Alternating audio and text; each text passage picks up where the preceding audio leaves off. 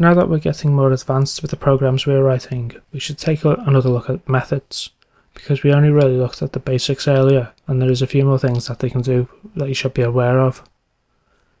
This is the code we ended up talking about in the last section on methods, and as you can see we've created a method called addNumbers, which added together two numbers, and we used public to define the scope. We did briefly talk about the fact that there are other alternatives, such as private, which limits the codes that can use the methods to just the codes in the current class, whereas if you use public, any code which knows about the class can use the method. Well, there are two more alternatives that you could use. You could use the word protected, which is similar to public in that it allows other codes that knows about it to access it, but it imposes a limitation that the code accessing it must be part of the program, or the programs cannot access it, unlike with public methods. You could also put nothing here and just go straight to the static part of the declaration. If you do this, other code in the same class as the method can access it, as well as the code in the same package, but nothing else. You can change the scope of any of your methods to suit your specific needs, with one exception of the main method. You can change the scope of any of your classes too, but again with the exception of the class that your program runs first, because the operating system needs to know that there is a program that it can run. So next up we have the static keyword. When we were talking about classes in the previous section, we talked about how we can create instances of classes. We talked about how we can create an instance of a table, for example. One instance of a table could have 4 legs, while another instance of a table could have 6 legs. But by creating instances of things, we are able to avoid writing the same code many times. By using the static keyword, we are in fact telling Java that even if we create an instance of this class later on, we don't want this method to be included when we do so.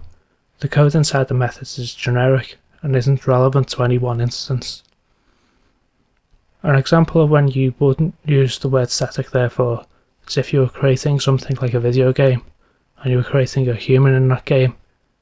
You may have methods to move each of the arms, methods to move the legs, etc. But you wouldn't want every human in your game to move their legs at the same time, so the methods would be specific to each human.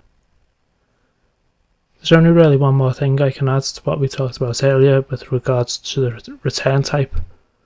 As we mentioned in the previous section about methods, this is just the type of data that you're going to pass back whenever you call the method. And if there isn't anything being passed back, you use the word void. But since then we've talked about arrays and other data types. And so the only other thing I can say is that pretty much any data type can be passed back, including arrays and anything else that you can think of. In terms of methods in the bigger picture, you can split methods up into 4 generic categories. Some take parameters and return data, some take parameters and don't return data, some take no parameters and do return data, and some others take no parameters and return no data at all. This is just something to be aware of, just in case you think about your methods and think that something's missing. Not all methods need to do the exact same things, and if you're aware that there are 4 valid categories, you shouldn't run into any problems. Something that people like to do when they're writing code a lot is to write defaults for variables that you're going to pass across into methods, which makes passing that parameter in completely optional depending on exactly what you need to do. The way this is done in Java isn't very intuitive, however, and it involves what is known as overloading your methods. So imagine we wanted to set the defaults for num2 in this method to the number 2.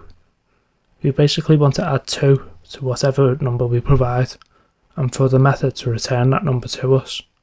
To do that, we create what's essentially a new method with the same name, but with just one parameter. This new method, the one we've just created, calls the original method, the one with 2 parameters, and returns the result. Because we just want to add 2 to whatever number is passed in, we pass the 1 parameter from this new method across to the original method, and we add the number 2, which is our default.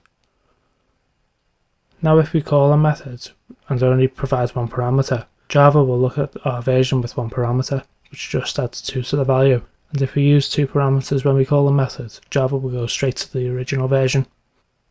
You can repeat this process for as many parameters as you have, and you could ultimately set defaults for every parameter, but remember not to write codes that you're not going to use. It's very easy to fall into that trap, and you will just end up wasting your time if you aren't going to use the code that you're going to write. Just one final point about overloading as well. You should never duplicate the actual code within the full version of the methods across each version. In the example we've used, the code is very simple, but at the point that you begin overloading methods or setting defaults, it's easier to use one version of the code, and if you do need to change the functionality of that code later on, that change will be applied to all versions of the code for you.